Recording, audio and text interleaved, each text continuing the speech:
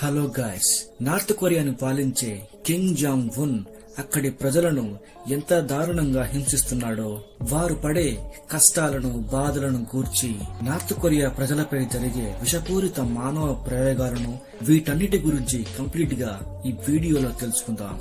Kim తన దేశ ప్రజల పట్ల, పౌరుల పట్ల కఠినంగా వ్యవహరిస్తాడంటూ ప్రజలు చుట్టూ ఉన్న దేశాలతో తమ బాధను చెప్పుకునేవాళ్లు.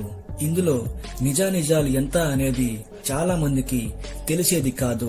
అయితే ఈ విషయాలన్నిటి గురించి తెలుసుకోవడానికి నార్త్ కొరియాకు ఆనుకొని ఉన్న సౌత్ కొరియాలోని కొన్ని ప్రభుత్వ మంత్రిత్వ శాఖలు 2017 నుంచి 2020 మధ్యలో దాదాపు 500 మందికి పైగా ఉత్తర కొరియాల నుంచి వివరాలను సేకరించి 450 పేజీల నివేదికను దక్షిణ మంత్రిత్వ శాఖ తయారు చేసింది. ఈ నివేదికలో నార్త్ కొరియాను ప్రజలు చెప్పిన విషయాలను మనం వింటే ఆశ్చర్యపోతాము. పిల్లల దగ్గర నుంచి వికలాంగులు, గర్భిణీల వరకు ఎవరిని వదిలిపెట్టకుండా ఉరిశిక్షలు వేసేవారని చెప్పారు. ప్రజలను బెదిరింపులకు గురిచేసి బలవంతంగా మానవ ప్రయోగాల్లోకి దించినట్లు వాళ్ళు చెప్పారు. నర్సుల చేత బలవంతంగా మరగుజ్జుల జాబితాను తయారు చేసి వారిపై మానవ ప్రయోగాలు నిర్వహించేవారట. ఒక 6 నెలల గర్భిణీ స్త్రీ తన ఇంట్లో కిమ్ తాత కిమ్ ఇల్ సంగ్ ఫోటో ఎదుట డాన్సులు వేసిందని ఆమెను భయంకరంగా ఉరితీశారు. అలాగే దక్షిణ కొరియా మీడియాకు సంబంధించిన ఏదైనా ఆన్లైన్ లో షేర్ చేసినా, అక్కడి నుంచి డ్రగ్స్ తీసుకొచ్చినా వారందరినీ ఉరితీసినట్లు వారు చెప్పారు. దక్షిణ కొరియాలో తయారు చేసిన ఆహార పదార్థాలను 6 యువకులు తిన్నందున నిర్దాక్షిణ్యంగా వారిని కాల్చి చంపారు. మనుషులను మానవ ప్రయోగాల కోసం నిద్ర మాత్రలు ఇచ్చి మరీ హాస్పిటల్ కి తీసుకెళ్లేవారని నివేదికలో చెప్పారు. ముఖ్యంగా వికలాంగులు, మరగుజ్జుగా ఉన్న వారిపై ఇష్టానుసారంగా మానవ ప్రయోగాలు చేసేవారని చెప్పారు. ఉత్తర కొరియాలో ర్యాంగ్జాంగ్ ప్రావిన్స్ అనే ప్రాంతం ఉంది. కానీ ఈ ప్రాంతం చైనా సరిహద్దులకు ఆనుకొని ఉంది. ఈ ప్రావిన్స్ ప్రాంతంలోని ఓ హై స్కూల్లో 16-17 సంవత్సరాలు కలిగిన 2 టీనేజర్లు సౌత్ కొరియా మరియు అమెరికన్ సినిమాలను చూశారు. ఈ విషయం మొత్తానికి కిమ్ దృష్టికి వచ్చింది. దీనితో కిమ్ వెంటనే వారికి మరణశిక్ష విధించాలంటూ వారిద్దరిని బహిరంగంగా అందరూ చూస్తుండగానే వారిని కాల్చి చంపాలంటూ ఆదేశాలిచ్చాడు. ఇలా ఆదేశాలు ఇచ్చిన కొన్ని గంటలలోనే అక్కడి సైన్యాధికారులు వారిద్దరిని కాల్చి చంపేశారు.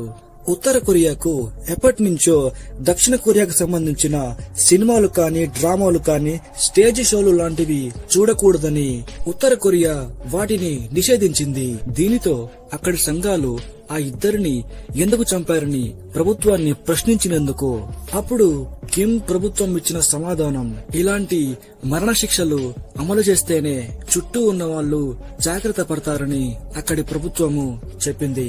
ఉత్తర కొరియాలో చట్టాలు ఎంత కఠినంగా ఉంటాయో ఈ యొక్క ఉదాహరణ సరిపోతుంది.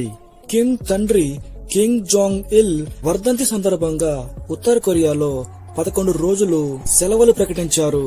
కానీ ఈ 11 రోజుల్లో పౌరులు నవ్వడం కానీ, షాపింగ్ చేయడం కానీ, మద్యం తాగడం కానీ చేయకుండా నిషేధించారు. ముఖ్యంగా 2020 కరోనా సమయంలో నార్త్ కొరియాలో చాలా మంది చనిపోయారు.